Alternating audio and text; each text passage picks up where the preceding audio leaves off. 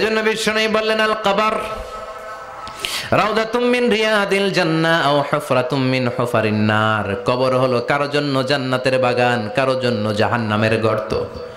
আমরা বলি আল্লাহ আমাদের কবরটারে জান্নাতের বাগান বানাও, আমিন। আর জোরে পড়েন আমিন।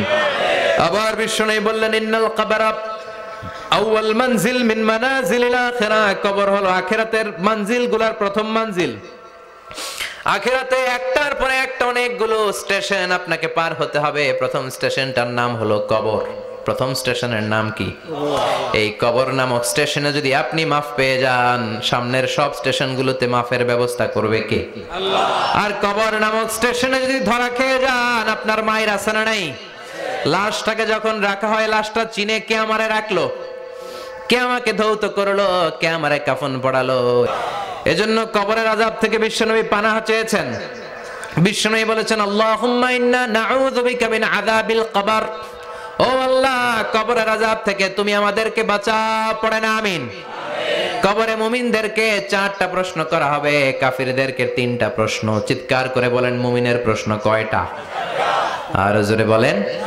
প্রথম প্রশ্ন মার রব্বুক, তোর রবের নাম কি? আমরা কি বলবো?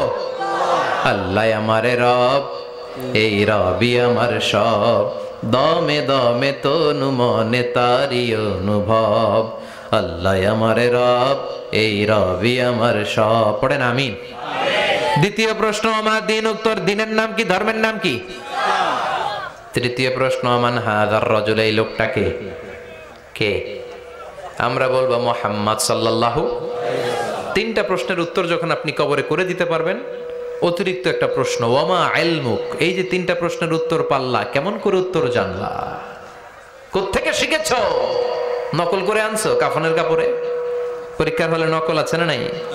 হাতে নকল আছে না? পায়ে নকল, মোজার ভিতরে নকল আছে না নাই? মোবাইলে নকল আছে না নাই?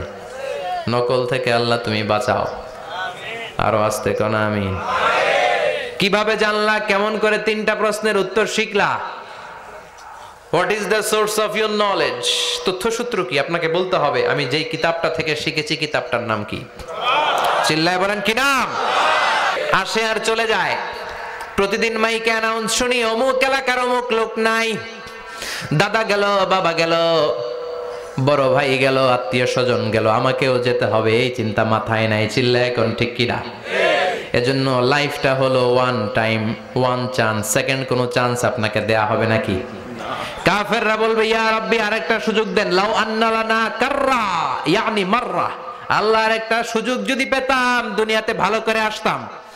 আল্লাহ বলবেন ইন্নাহা কালিমাতুন কাইলুহা, এটা শুধু তাদের মুখের কথা, তাদেরকে আবার সুযোগ দিলেও তারা কিচ্ছু করবে না। চিল্লায় এখন ঠিক কিনা? এজন্য একটা চান্স আমরা পেয়েছি, এই দুনিয়ার ওয়ান চান্সে আমরা ভয় পাবো একজনকে। চিল্লায় বলেন তিনি কে? আল্লাহ। এজন্য যেতে আমাদেরকে হবে, এই মরণ থেকে পালানোর কোনো সুযোগ